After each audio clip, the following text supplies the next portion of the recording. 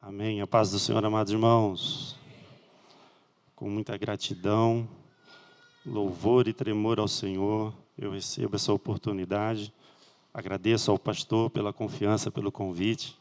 A maneira como realizou, pastor, eu estava orando, aquele dia da ceia, né? Algo lindo que o Senhor tinha ministrado no meu coração. Enquanto o pastor pregava na ceia, falava sobre o Espírito Santo, eu estava ali no meu cantinho, orando, falando com Deus, e Deus ministrando coisas lindas, maravilhosas ao meu coração naquele dia. E eu falei, nossa, que coisa linda que o Senhor está mostrando para mim. E aí o pastor vem e fala, olha, eu gostaria que você pregasse no próximo culto. E aí é culto de louvor e adoração. E louvor e adoração, amados, não é coisa que se faz de maneira obrigatória. Louvor, adorar de maneira obrigatória é puxa-saquismo, é interesse. Louvor é algo espontâneo, é algo voluntário. Adoração é algo que tem que nascer de dentro, desinteressado. É algo que se faz para demonstrar gratidão, admiração. E hoje é culto de louvor. E vê que é um culto leve, um culto calmo. Abra sua Bíblia, Evangelho de João, capítulo 4. Uma passagem muito conhecida. Jesus vai conversar com uma certa mulher. Uma das passagens mais pregadas do Evangelho de João. E também da Bíblia Sagrada, do Novo Testamento. Uma conversa que começa áspera. Passa por fontes de água viva, passa por adoração. E vai terminar com uma cidade recebendo Jesus e aceitando o ministério de Jesus. A mulher samaritana, Evangelho de João, capítulo 4. Quando o Senhor veio a saber que os fariseus tinham ouvido que Jesus fazia e batizava mais discípulos do que João, ainda que Jesus mesmo não batizava mais os seus discípulos, deixou a Judéia e foi outra vez para a Galiléia, e era-lhe necessário passar por Samaria. Foi, pois, a uma cidade de Samaria chamada Sicar, junto à herdade que Jacó tinha dado a seu filho José. E estava ali a fonte de Jacó. E Jesus, pois, cansado do caminho, assentou-se junto à fonte. E era isso quase a hora sexta. Veio uma mulher de Samaria tirar água e disse-lhe, Jesus, dá-me de beber, porque os seus discípulos tinham ido à cidade comprar comida. Disse-lhe, pois, a mulher samaritana, como, sendo tu judeu, me pedes de beber a mim, que sou mulher samaritana? Porque judeus não se comunicavam com samaritanos. Jesus respondeu e disse-lhe, se tu conheceras o dom de Deus, e quem é que te diz, dá-me de beber, tu lhe pedirias, e ele te daria água viva. Amém? Pode se assentar, amados. Hoje é culto de louvor e adoração, e nós temos na nossa mão, diante de nós aqui, opa, obrigado, irmão, Deus abençoe, uma passagem muito forte. Nesse texto, nós temos elementos que passam pela Bíblia toda. Nós temos desde a história de Gênesis, Jacó, a história dos patriarcas. Nós temos essa cidade, Sicar, que ela é importante no Antigo Testamento. Nós temos a fonte. Nós temos Samaria. Nós temos Judeia. Nós temos as águas vivas. Essas águas, elas são citadas na Bíblia toda. Lá em Gênesis 2 tem a água viva, Salmos fala sobre as águas, os profetas, Ezequiel fala sobre as águas, Apocalipse fala sobre as águas. Então há muitos elementos simbólicos, fortes, com uma mensagem muito poderosa. Para falar de cada um deles, já daria uma mensagem muito forte, muito poderosa. E todas remetem a louvor e a adoração. Todas remetem a um local específico. E que aconteceu coisas importantes com os personagens que viveram ali.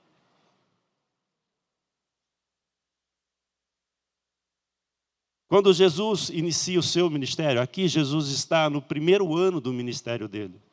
Nós sabemos que ele é batizado por João Batista, Rio Jordão, sobe de volta para a região da Galileia, deixa os discípulos lá, vai para o deserto, volta para a Galileia, reencontra com os discípulos, inicia o seu ministério, passa um bom tempo ali na Galileia, e na Galileia o seu ministério frutifica, é próspero, ele tem muita liberdade para ensinar, para pregar, para operar milagres e maravilhas, ele é bem recebido.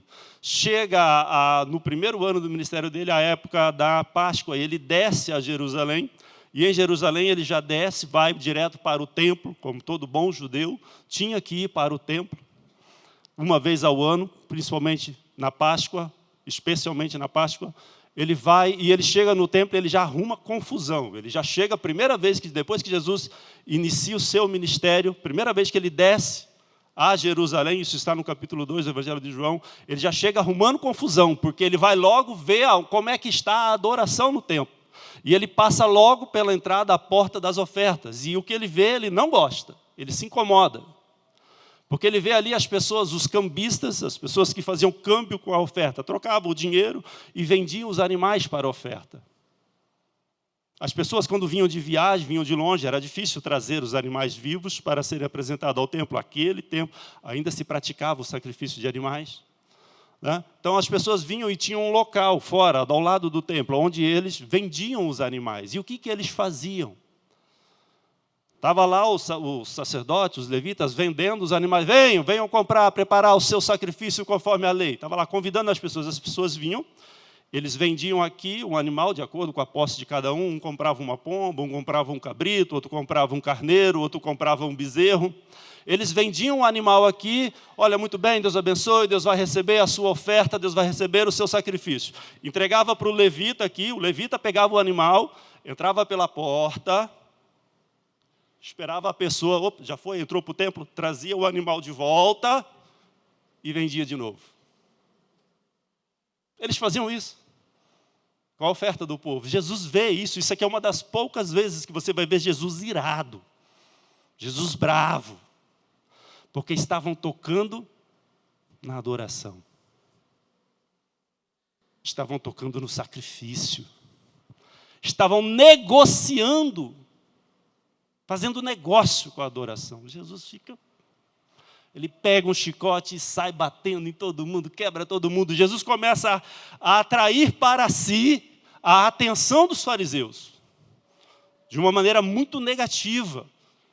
E os fariseus começam a se opor ferozmente ao ministério de Jesus. E vão até indagar Jesus, dizer assim, olha, com que autoridade tu fazes isso aí? Tipo quem está perguntando assim, quem és tu? Tu é filho de quem? Porque nós estamos aqui por ordem do sacerdote, do sumo sacerdote, nós estamos fazendo isso aqui. E tu? Com ordem de quem tu está aqui? Mal sabiam eles quem era Jesus, né? Nem entendiam eles. Jesus começa a atrair a atenção de uma maneira negativa. E ele encontra muita resistência ao seu ministério em Jerusalém. Sempre que ele vai em Jerusalém, haverá oposição. Haverá desafios, haverá confusão. Ele não tem a mesma liberdade na Judéia do que ele tinha na Galileia. Na Galileia ele tinha muito mais liberdade para pregar, para ensinar, para ministrar, para operar milagres. E ele vai para dentro do templo e ele começa a pregar ali, e o povo se junta em volta de Jesus. Dali ele se retira, depois de terminada a Páscoa, vai para o Jordão, começa a batizar o povo lá no Jordão, e lá ele fica sabendo, olha, os pessoal lá que estava bravo contigo, está sabendo que tu está aí, eles vão vir aqui. Aí o que ele faz? Ele, vamos embora, que não está na hora ainda, vamos embora, vai demorar mais uns 2 anos até esse pessoal pôr a mão em mim, agora não é a hora. E ele sai, e ele passa por Samaria. O texto diz que ele vai passar por Samaria. O texto diz, era-lhe necessário passar por Samaria. Mas se nós olharmos o mapa, e os estudiosos dizem isso, não era necessário. Ele volta para a Galileia, ele vai voltar para a Galileia. A Judeia está aqui, a Galileia está ali, Samaria está aqui. Ele faz isso, então era mais fácil ele ir direto. Era mais rápido, o caminho era mais curto, a estrada era melhor. Ele se desvia da rota para passar por... por que lhe era necessário passar por Samaria? Por quê? E ele vai exatamente a Sicar. Que local é esse? Aí eu fui pesquisar e fui ver que existe muita pesquisa a respeito desse lugar. Sicar é a variação do nome Siquém, da cidade de Siquém. A cidade de Siquém foi a primeira cidade que Abraão, quando entrou em Canaã, acampou e levantou um altar e adorou a Deus.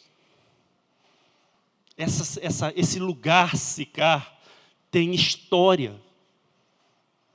Primeiro local que Abraão, quando começa a sua peregrinação em direção a Canaã, a terra prometida, chega, acampa para descansar, levanta um altar e adora a Deus, e ali Deus renova a ele a promessa que lhe daria a terra à sua posteridade, e ela seria grande como as estrelas do céu.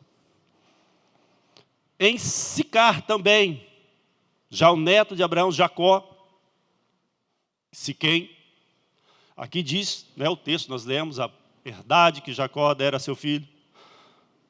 Sicar, ele chega ali em Siquém, quando ele, depois de se reencontrar com Saul, se reencontra, atravessa o Val de Jaboque, se reencontra com Saul, e ele volta indo em direção a Padã Arã, ele para nessa mesma terra. Ele para nessa mesma terra para descansar, compra um pedaço de terra, Abraão está em Gênesis 12, e a história de Jacó está em Gênesis 33, que ele chegando nessa terra. Ele chega nessa terra, ele compra uma parte dessa terra para acampar ali, para dar de comer ao seu gado, para o gado descansar, se recuperar da viagem, para se refazer. E ele também levanta um altar e adora a Deus ali naquela terra. Então essa terra está envolvida com adoração. Essa terra sempre teve algo relacionado à adoração neste lugar.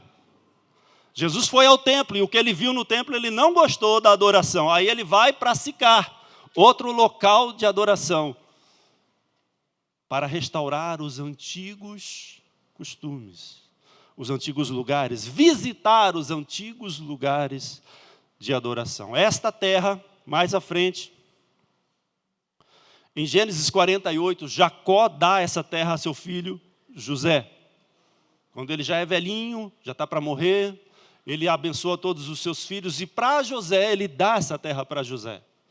Ele diz, olha, a ti, José, te dou a porção de terra que conquistei com o meu arco e com a minha lança, que fica em Siquém. Ele dá a José essa terra. E depois, Josué, já depois das conquistas, das eras das conquistas, muitos anos à frente, 400 e poucos anos à frente, Josué, ao entrar na terra de Canaã, leva os ossos de José, que morreu no Egito, e os sepulta nesta terra. Então, nesta terra que Jesus foi visitar, tem toda essa história, inclusive é o sepulcro de José, o José do Egito. Dizem que até Jacó foi sepultado nessa terra. E interessante, esse poço que Jesus foi visitar, ele existe até hoje, mais de 4.000 anos de história. Até hoje ele está aberto e ele tem água, e é água boa. Até hoje. E é um ponto de peregrinação lá na Terra Prometida. É um ponto de peregrinação. Dizem que tem uma capela, nunca fui, nunca vi. Diz que tem uma capela em volta dele, você entra pela capela e você pode visitar este poço. Então, tudo isso tem uma mensagem muito forte, é muito simbólico, relacionado a louvor, à adoração a Deus, aos patriarcas, ao início de todas as coisas, ao início do Evangelho, da mensagem de salvação, da mensagem de redenção. Tudo isso é muito poderoso. E Samaria, como veio a se tornar Samaria? Samaria,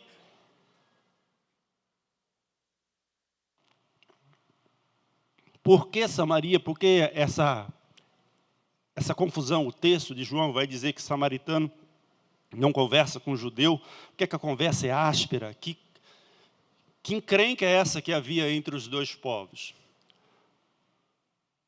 Com o império de Davi, o reinado de Davi, Davi reúne e instaura a época do reinado em Israel, reúne todas as tribos sobre uma mesma coroa. Saul começa, mas ele não é bom rei, o reino é meio confuso, meio dividido. Sobre Davi, a nação de Israel prospera, engrandece e se une à coroa de Davi. Quem sucedeu Davi foi Salomão, e Salomão começou muito bem, mas no final da sua vida ele cometeu alguns pecados, ele andou adorando a deuses estranhos, e Deus dá a sentença de que o reino seria dividido. Através do profeta, Deus diz a Salomão: olha, o reino será dividido, mas por amor a Davi teu pai, vou deixar uma casa no trono, que ficou sendo Judá, e a outras 10 tribos ficou sendo Israel. O reino, depois de Salomão, foi dividido em Israel e Judá. Era uma nação só, se dividiu em 2 reinos. Reino de Judá, capital Jerusalém. Reino de Israel, capital em Samaria. Até aí, tudo bem. Porque até aí está na direção de Deus, está de acordo com o propósito de Deus, está de acordo com a orientação de Deus. O problema é o que veio acontecer depois. E essa história da divisão do reino está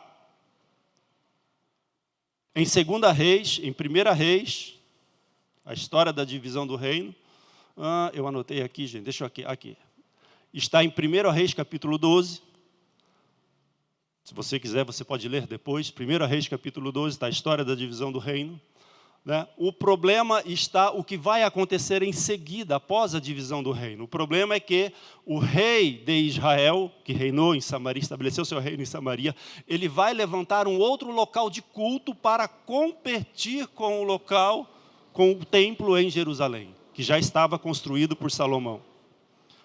Ele vai estabelecer outro local e vai levantar 2 bezerros de ouro e vai dizer: este é o vosso Deus que vos tirou da terra do Egito. E colocou ele em alguns montes e disse: esse aqui é o local de culto, esses são os vossos deuses que vos tirou do Egito. Ele já começa a corromper o culto a Deus. Começa a corromper a adoração, o louvor a Deus. E o judeu que está em Jerusalém, ele conserva e preserva o verdadeiro culto, a verdadeira adoração. E aí começa o atrito entre os 2 povos. E houve tempos que houve guerra entre os povos. Mesma nação, mesmo povo, 2 reinos divididos que disputam a adoração, o louvor. Um corrompe, o outro mantém. E, por vezes, há momentos em que eles guerreiam entre si, se tornam inimigos. E em Samaria, Israel, há uma sucessão de reis que não são muito bons. Um deles, notório, é Acabe e sua esposa Jezabel, contra os quais Elias muito pelejou, e outros reis também que foram terríveis e que corromperam a terra de Samaria, que resultou no juízo de Deus contra aquela terra, que Deus envia o inimigo sobre aquela terra, a Assíria, o rei da Síria, e devasta toda a terra, destrói Samaria. Leva grande parte do povo embora, e era costume dos reinos da época repovoar a terra, trazer gente de outros povos para a terra que foi conquistada, porque assim ele diminuía a resistência dos povos. Era uma estratégia dos reis. Porque se trazer uma pessoa que não tem ligação com a terra, não tem história com a terra, não é nativo, ele não nasceu ali, seus pais não eram dali, a pessoa não tem ligação de sangue, de emoções, emotiva, afetiva com aquela terra. Então ela se sujeita mais facilmente ao governo. Era uma estratégia dos governos antigos. E eles fazem isso com Israel, trazem outros povos de outras nações conquistadas e colocam ali na região de Samaria. E como resultado, o povo casa entre si, e nascem os filhos mestiços, o que é proibido, segundo Deuteronômio 11. Israelita não poderia casar com quem não fosse israelita. Já corromperam o culto, agora corrompem a linhagem. A mesma coisa aconteceu em Jerusalém, muitos anos depois. Segunda Reis, o último capítulo de Segunda Reis e de Segunda Crônicas mostra a queda de Jerusalém. Porque foi em tempos diferentes, porque em Judá, em Jerusalém, houveram reis melhores, que governaram melhor, foram bons reis, que o texto vai dizer que eram filhos de Davi, porque andavam como Davi andou. Então, o juízo de Deus para eles foi retido. Eles tiveram mais tempo de paz e prosperidade. Mas, por fim, também houveram maus reis, e foi inevitável o castigo de Deus sobre a terra, e veio Nabucodonosor, rei da Babilônia, e também conquistou Jerusalém, e fez a mesma coisa com Jerusalém. Mas há uma diferença na reconstrução da terra. Esdras, quando vai reconstruir a terra, reconstruir Jerusalém, no capítulo 10 do seu livro, do livro de Esdras, ele vai contar que ele percebe que as autoridades, as principais famílias de Jerusalém, haviam também casado com povos estranhos e tinham filhos ilegítimos e estavam corrompendo o culto e os costumes. Ele falou, olha, esse povo não está adorando ao Senhor como se deve adorar. O culto dele havia um sincretismo religioso. Em um momento eles estavam adorando a Deus conforme manda a Escritura. Em outro momento eles estavam adorando os outros deuses. Estavam prestando culto aos Baals, aos Baalins. E quando ele vai conversar com esses homens, com essas autoridades, ele percebe que era por influência dos seus casamentos impuros. E ele fala, olha, chega, vamos seguir a lei do nosso Deus. Por causa desses nossos erros sobreveio todo este mal sobre nós. Fomos destruídos, fomos arrancados, empobrecidos. Sofremos, porque aceitamos esses males, os nossos antepassados aceitaram, vamos limpar a nossa adoração. E ele manda, é incrível, mas está na Bíblia, ele manda que eles se separem. Os casamentos ilegítimos, ele manda mandar embora. Homem israelita legítimo que se casou com mulher eteia, com cananeia, manda elas embora, e os seus filhos. E houve grande comoção em Jerusalém, por causa dessa ordem de Esdras, mas ele fez isso. Ele purifica a etnia. Ele limpa a etnia judaica. Extremo, não? Um ato extremo. Hoje, quase impensável. Para quê? Preservar a adoração. Restaurar a verdadeira adoração. Restaurar o verdadeiro culto. E daí vem a intriga entre eles, e não só essa é uma das. Os samaritanos não aceitavam os profetas, aceitavam o Pentateuco, mas não aceitavam os ensinos escritos dos profetas. Profetizar em Samaria era algo, sentença de morte. Era bem mais fácil profetizar em Jerusalém. Profetizar em Samaria, sentença de morte. E houveram poucos profetas em Samaria. Um deles, Oséias e Jonas. E aqui é interessante. Olha a mensagem de Oséias. Como Deus vai falar com aquele povo através de Oséias. E olha com quem Jesus vai se encontrar no capítulo 4 do Evangelho de João. É a mesma figura.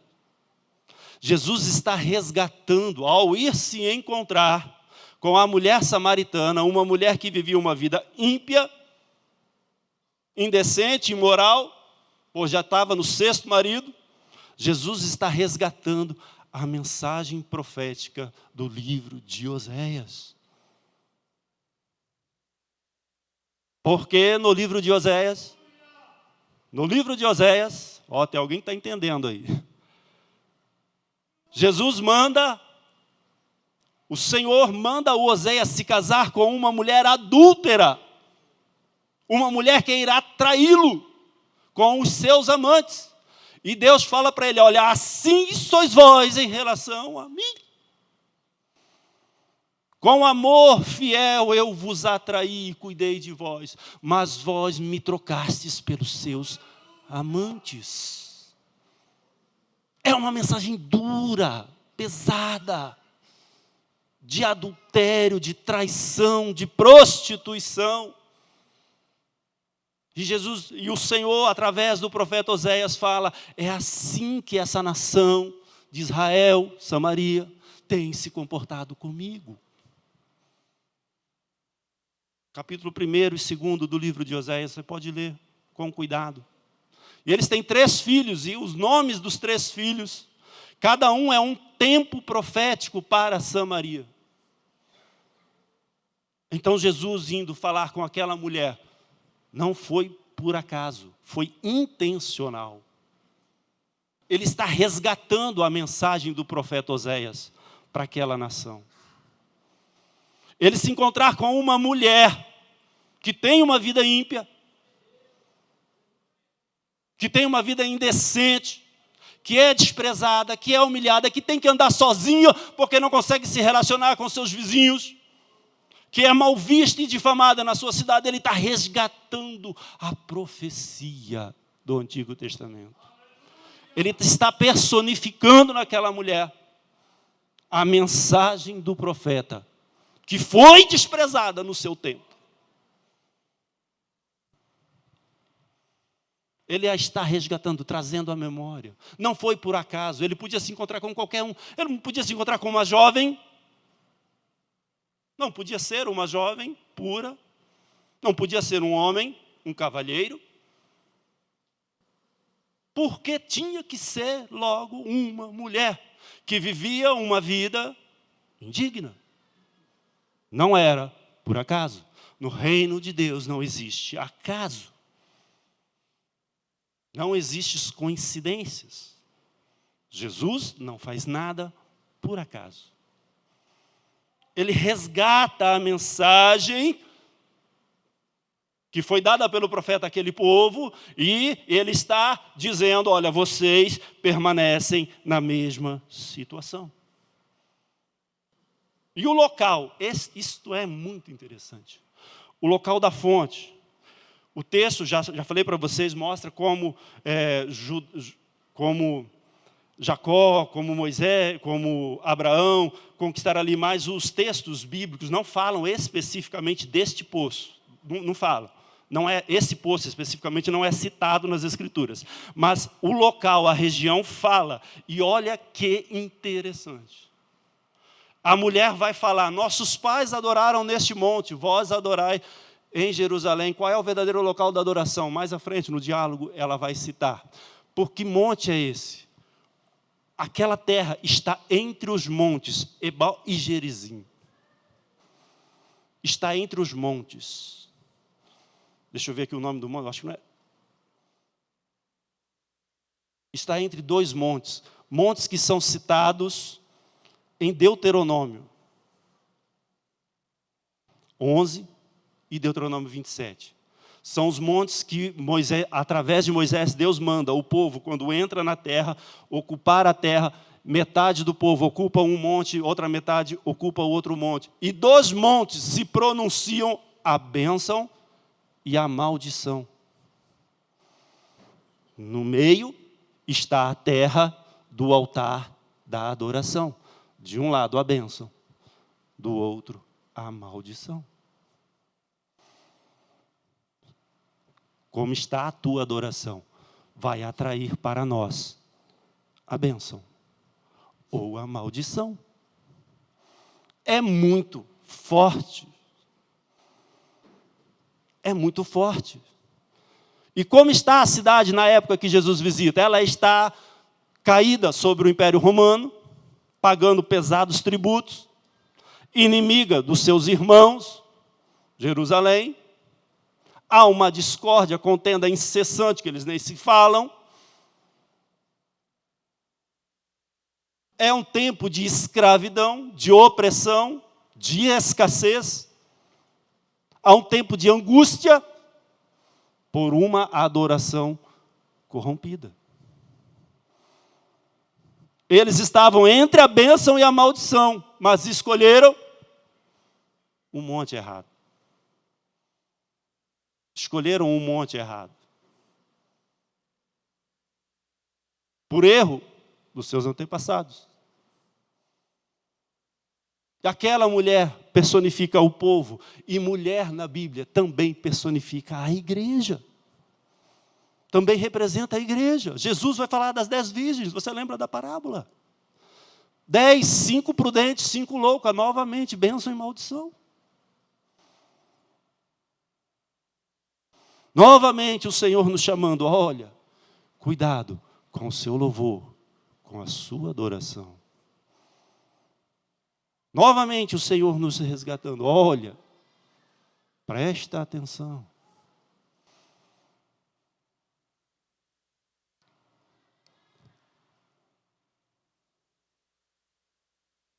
O Senhor foi de propósito.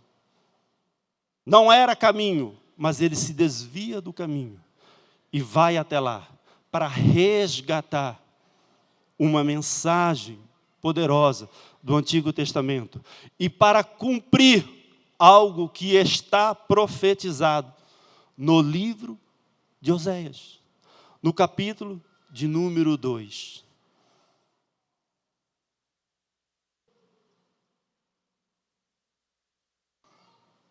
Ele vai dizer lá para o verso 17, se não me engano, ele vai dizer assim, olha, eu te atrairei para o deserto e lhe falarei ao seu coração.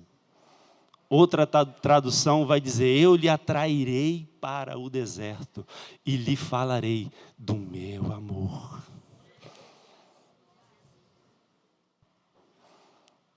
Jesus foi ali para restaurar todo aquele povo. Não era apenas uma mulher o alvo dele, era toda aquela região.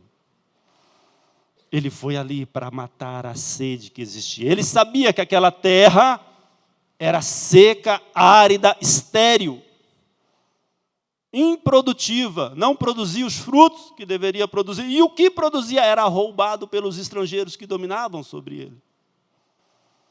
Era levado, pesados impostos que tinham que pagar. E ele vai ali restaurar aquele povo. Porque para isso ele foi enviado. Para buscar e achar o que se havia perdido. Ele vai àquela terra cumprir o seu ministério. E quando ele fala de intimidade com aquela mulher, porque ele toca no relacionamento, ele está começando a conversa que começa áspera. Como tu vai falar comigo? Ele fala das águas vivas, desperta nela algo que estava dentro dela, a vontade, a ansiedade, o desejo de vida.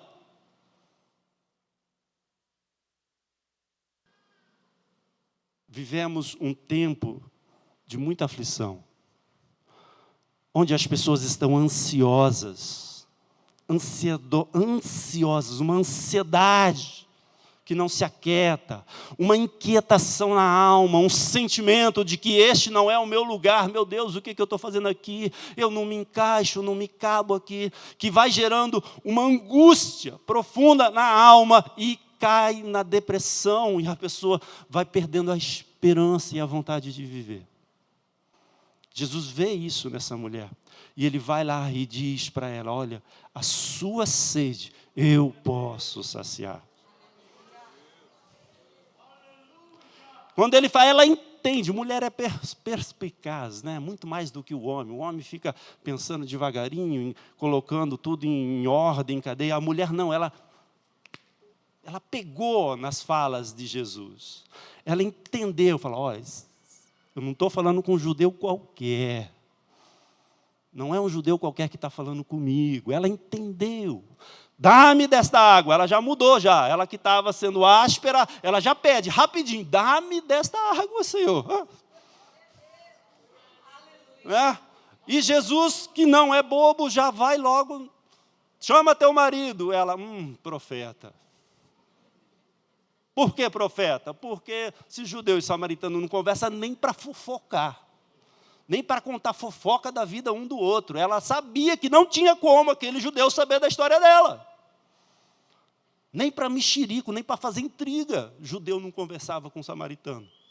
Ela falou, mas é profeta. Ela pegou.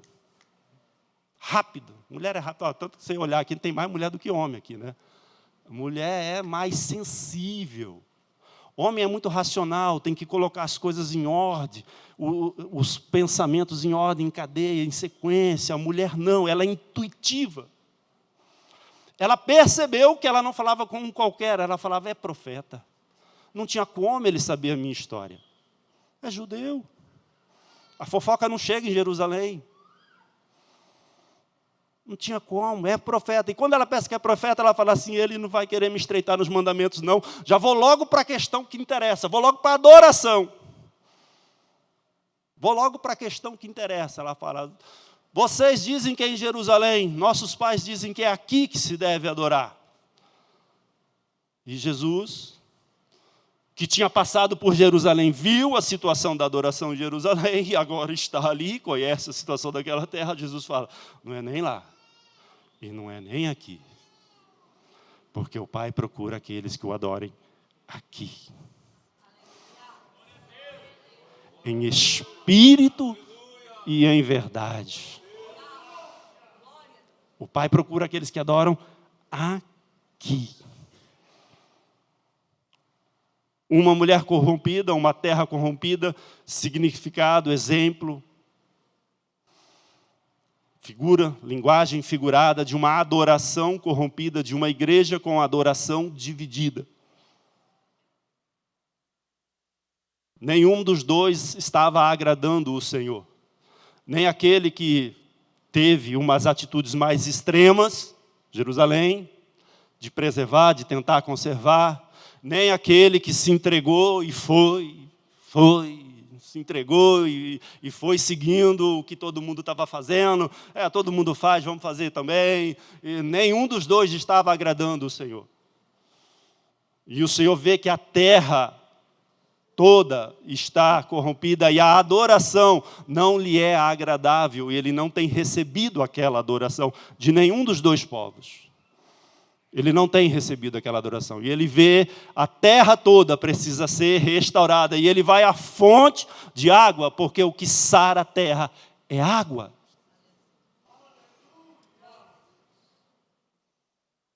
E eu e você somos feitos de quê? Do pó da terra, o Senhor formou o homem. És pó e aos pó voltará. Eu e você somos terra. Somos pó. E o que nos sara? Água. Que águas são essas? É o Espírito. Ele está falando do Espírito Santo. Não é água qualquer, não é água que você... Aqui, tem água aqui, não é essa água. Muito boa. Mas não é essa água. Ele está falando do Espírito. Essas águas ele viu em Gênesis, capítulo 2. Elas estão lá, quando Deus planta o jardim, coloca o homem lá. Elas correm por todo o jardim. Correm por todo o jardim. Passam pelo jardim, regam a face da terra. E onde ela vai passando tem vida. E interessante, aos lados dessas águas, tem árvores que produzem folha em todos os tempos e estações e dão frutos em todos os tempos e estações. Essa mesma água, o salmista, Salmo 1, vai fazer referência a ela. Bem-aventurado o homem que não anda no caminho dos ímpios, se detém no caminho dos pecadores, antes tem a sua vontade, antes tem o seu prazer, sua alegria na vontade do Senhor. Será como árvore plantada junto a ribeiros de água, cujas folhas não caem e o seu fruto não falha. Essas águas, o salmista no Salmo 23 vai citar: o Senhor é o meu pastor e nada me faltará. Deitai-me fazem pastos verdejantes, guia-me mansamente às águas tranquilas. Estas águas o profeta Ezequiel vai ver no capítulo 47 do seu livro. na restauração de Israel, ele vê o templo sendo reconstruído, ele vê o altar e ele vê as águas que vão fluindo do lado do altar. São as mesmas águas. E elas vão saindo, atravessando.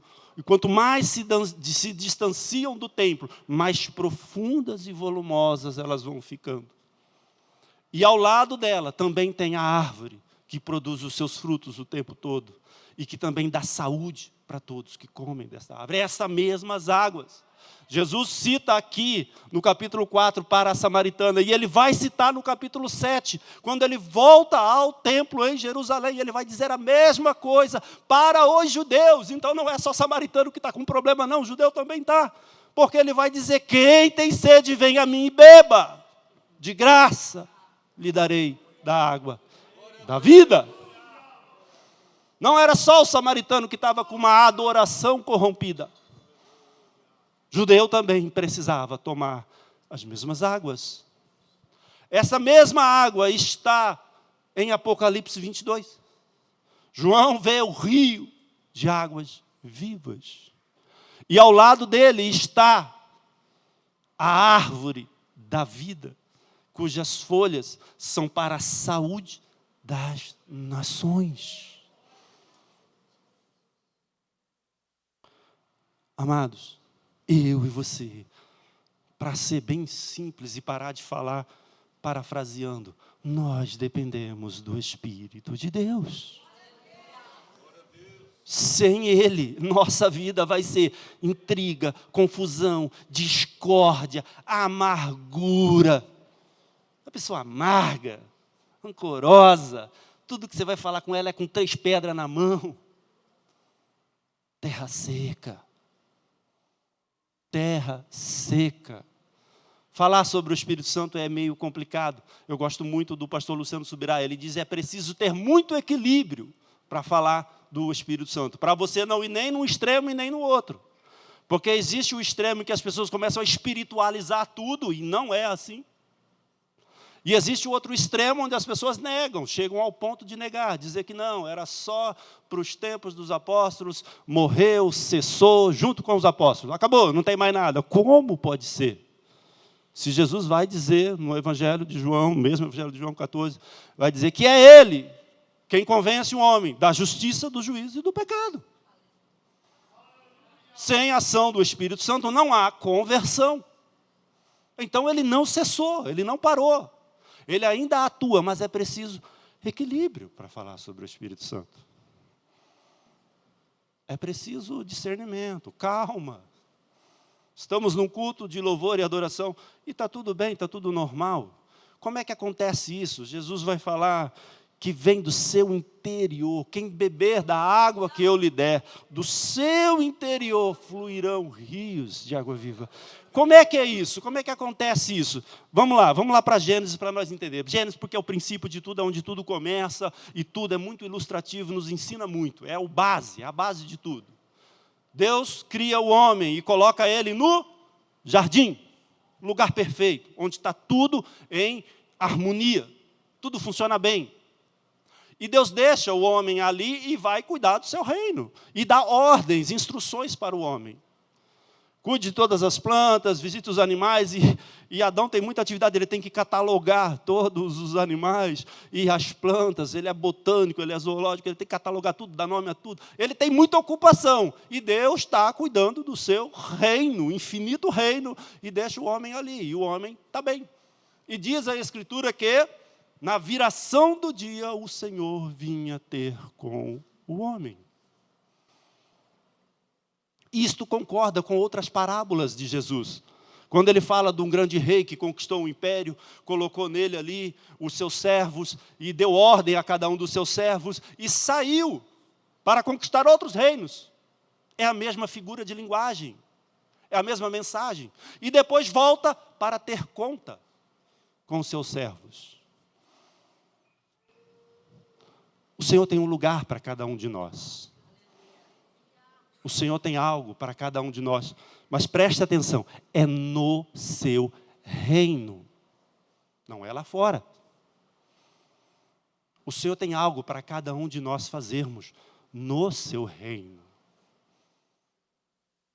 Salmo 139 vai dizer: no dia em que eu fui formado, tu viste o meu corpo ainda sem forma, no ventre da minha mãe, e todas estas coisas foram escritas no seu livro, sem que nenhuma delas havia. Deus tem um plano para cada um de nós, no seu reino. Há um lugar para você na casa de Deus. Há algo para você fazer aqui. Se é para pregar, pregue com dedicação. Se é para administrar, administre com zelo. Se é para ensinar, se esforce. Eu sou só o tocador do baixo. Toque esse baixo da melhor maneira possível. Eu toco bateria, põe força nesse negócio. Eu louvo, eu adoro, afine a voz, treine. Eu sou o porteiro. Seja gentil, educado, caloroso. Receba as pessoas com glória a Deus, bem-vindo, Deus te abençoe. Seja servir a água, faça com capricho. Seja um irmão da mídia, com louvor, com dedicação, com esmero. O pessoal é craque, é ninja nesse negócio aí. Fazem umas coisas muito bonitas esse pessoal da mídia aí. Faça, Deus tem algo para você fazer no seu reino. Fique no lugar que o Senhor te colocou. Por quê? Em algum momento, Ele vai passar pela sua igreja. Em algum momento, você ouvirá a voz dele falando. E ele vai te chamar pelo nome e vai lhe falar ao seu coração. Em algum momento. Já percebeu que tem cultos que o irmão aqui se alegra, o irmão ali se derrama, chora. Tem culto que o irmão está quieto, em silêncio, boca de ferro, e a gente está. Tinha cultos há alguns tempos atrás, eu estou precisando tomar mais dessa água.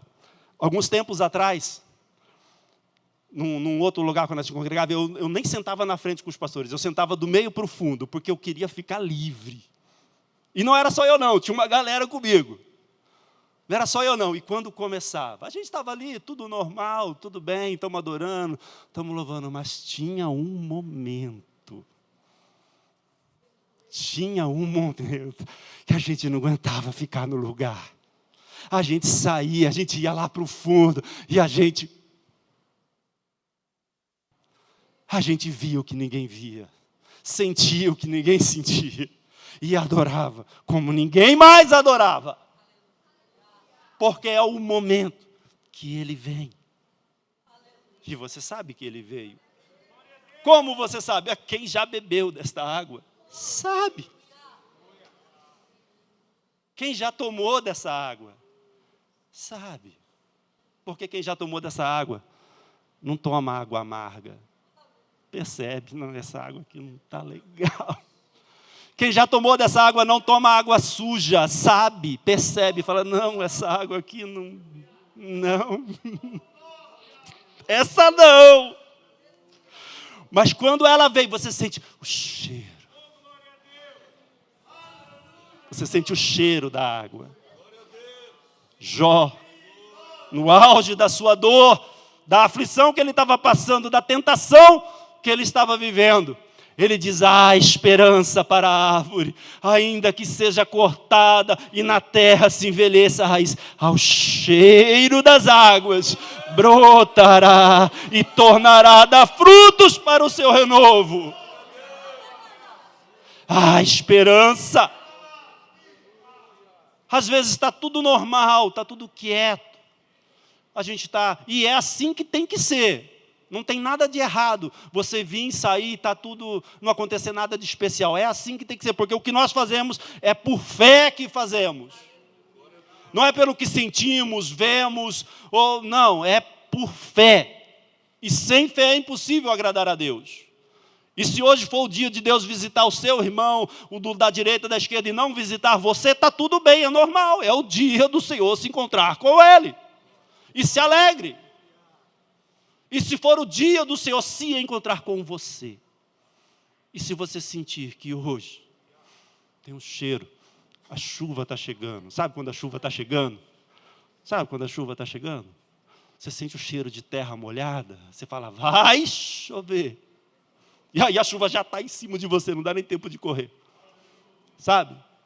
Que se for hoje o dia, ai, irmão, se você está sentindo, não feche essa fonte. Não entulha essa fonte. Não tampa ela. Não faça como o nosso irmão Adão, que se escondeu atrás da moita, não. Salta para fora e diz, fala, Senhor.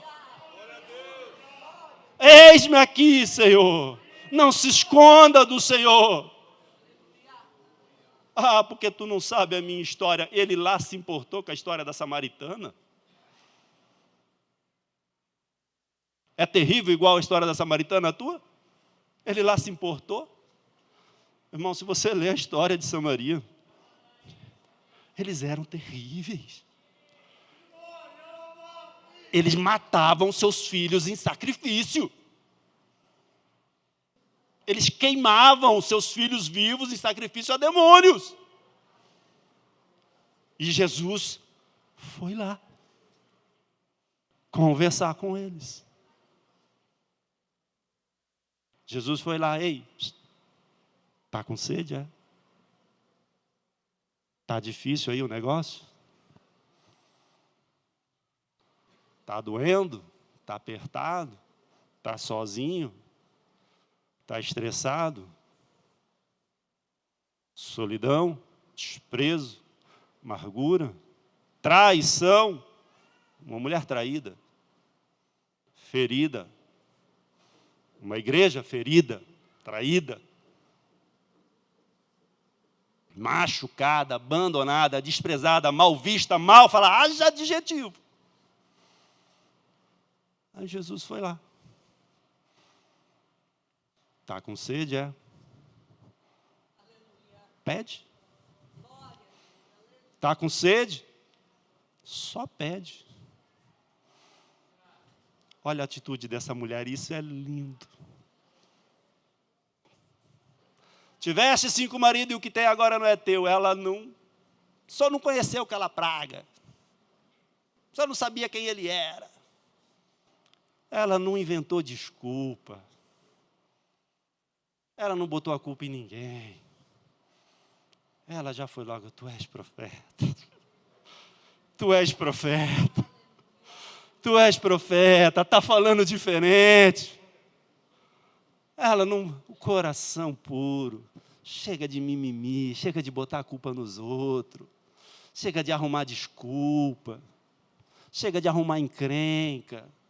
Ah, pastor, tu não sabe o que eu passo, irmão, nem precisa, Jesus sabe. Abre o coração, se assente à beira da fonte, reconhece a sua situação, que tu és terra seca e que tu precisa de água para viver. Reconhece, fala, Senhor, minha adoração não é mais a mesma. Eu já não oro como antes. Quando leio a Bíblia, Senhor, é um poço fechado. Não entendo nada. Não vejo nada. O irmão se alegra aqui, eu já me incomodo. Aí, o que esse irmãozinho vai começar? O irmão canta ali, a irmã levanta. Essa irmã, todo dia. Fala a verdade, tu quer o que ela tem. Tu precisa do que ela tem. Tu já foste uma jovem, bela. Tu já foste cheio do Espírito. Tu já bebeu, tu sabe como é. Tu tem sede. Então adore. Louve. Louve. Por quê? Por quê? Deixa eu ver aqui o versículo do capítulo 4.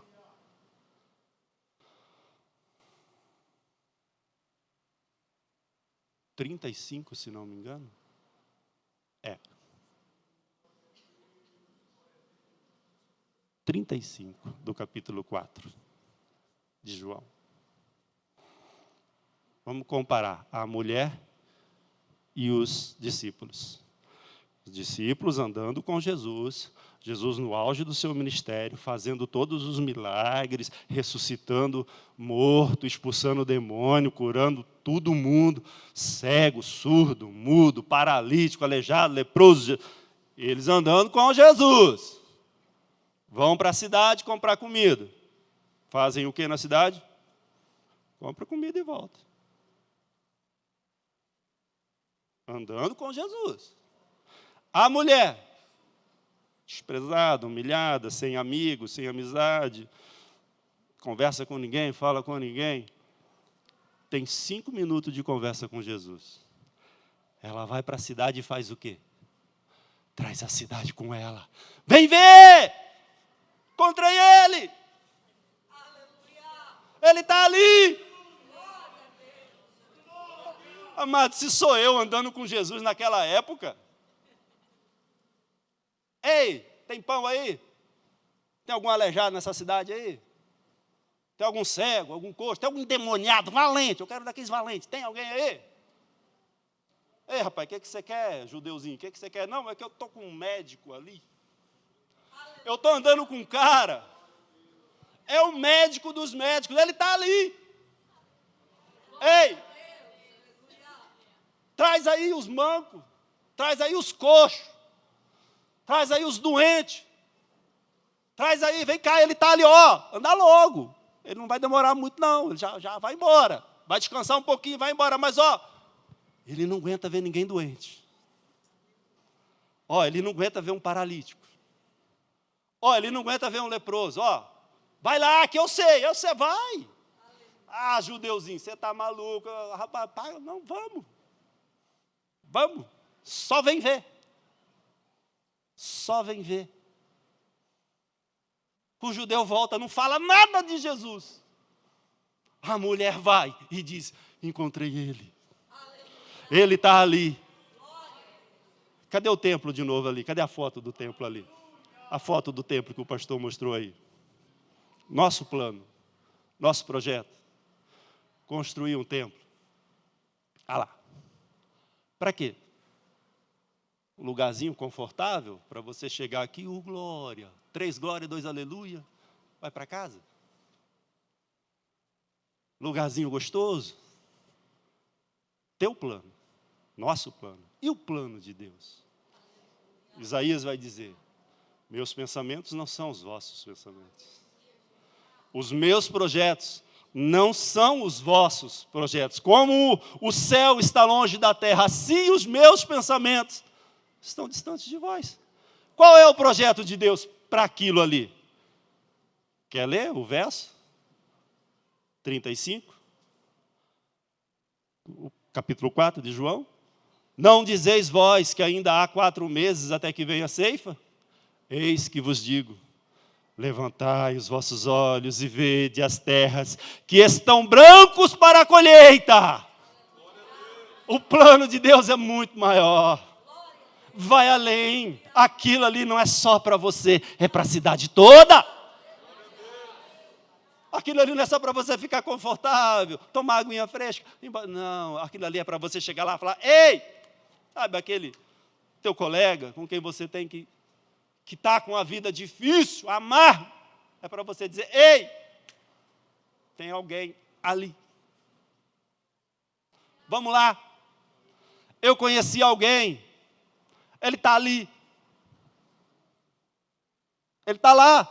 Quando que ele vai estar lá? Domingo de manhã, domingo à noite, na segunda, no sábado, na quinta, ele vai estar lá. É só ir lá. Mas não demora muito não, é só 2 horinhas. Ele vem e vai. Vem!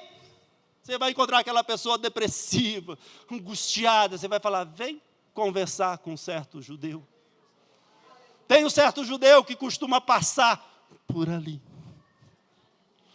Tem um certo judeu que de vez em quando vem nos visitar.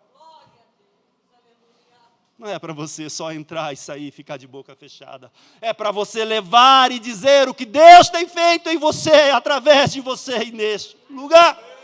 Porque tem muita gente nesta cidade, tem muito samaritano nessa cidade que precisa recuperar a adoração. Tem muita gente nessa cidade que precisa reencontrar com Jesus. Tem muita alma ferida, tem muita gente machucada, tem muita gente desprezada que precisa ter um reencontro com Jesus. Tem muita gente. Cadê os nossos irmãos do louvor aí? Irmão, é culto de louvor e adoração. Vocês deviam estar voando aqui, irmãos. Vocês deviam estar louvor e adoração. Ah, se eu fosse levita, eu não sou levita. Meu Deus do céu.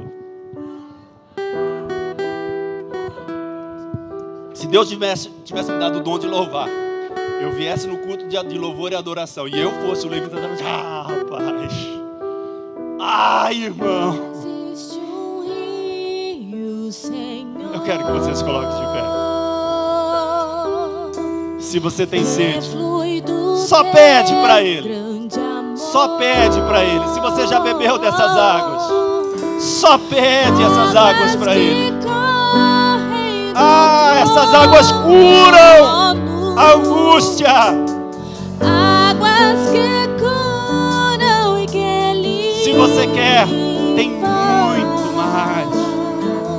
Existe muito mais de Deus para ser derramado. Se você sentir, deixa fluir. Deixa vazar essas águas. Deixa elas passar.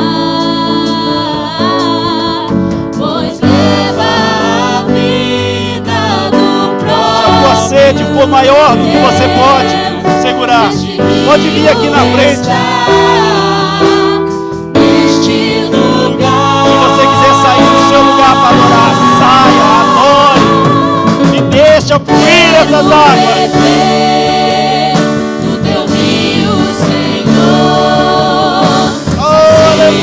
Minha sede, abre o meu interior. Eu quero fluir em tuas águas. Eu quero beber da tua fonte, fonte de águas vivas. Tu és a fonte, Senhor.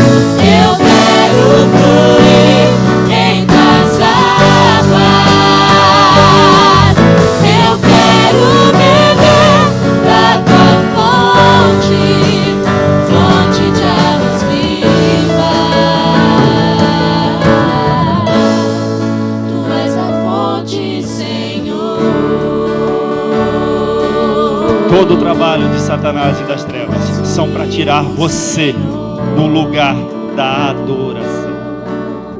Tudo o que ele quer é que você pare de adorar. É que o louvor nos seus lábios cesse. Que a adoração seja corrompida. Essa é a questão central. A quem tu adorarás e por que adorarás? Jó foi ferido na sua pele perdeu todos os seus bens e os seus filhos. E a contenda entre Satanás e Deus era: toca nele para ver se ele não blasfema de ti. A questão era a adoração. As dúvidas, as intrigas, as discórdias semeadas pela serpente são para tirar você do teu lugar, do lugar que o Senhor tem para você. São para te desviar do lugar da bênção, para te afastar dos caminhos do Senhor, te afastar da congregação do Senhor, da igreja do Deus vivo. E se você por algum momento se entristeceu e está afastado, eis esta manhã a oportunidade de restaurar os laços. Eis nesta manhã a oportunidade de se tornar a noiva querida do Cordeiro.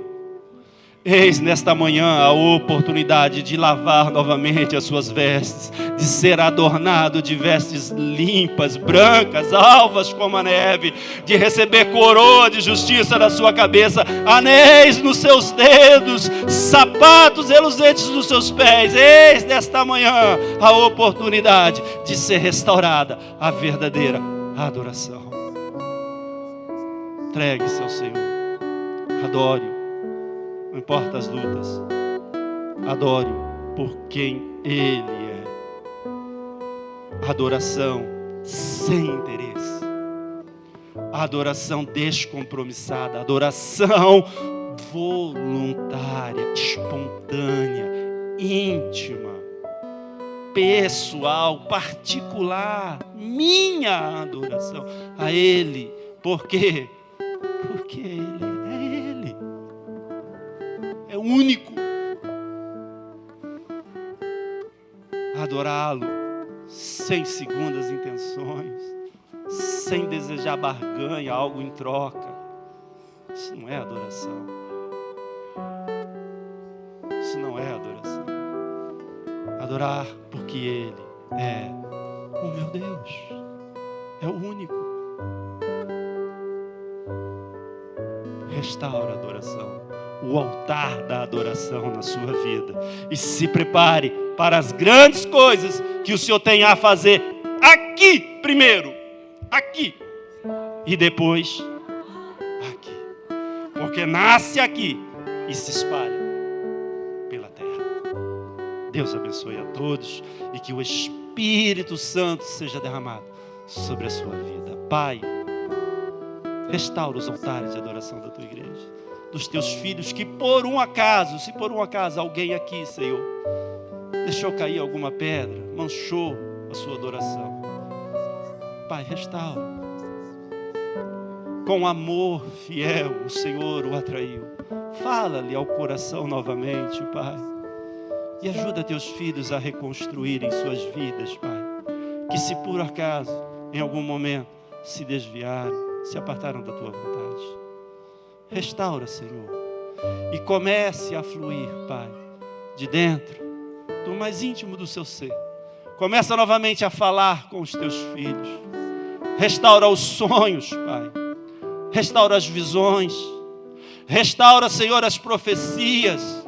Restaura os dons, os talentos enterrados e escondidos. Restaura, Senhor.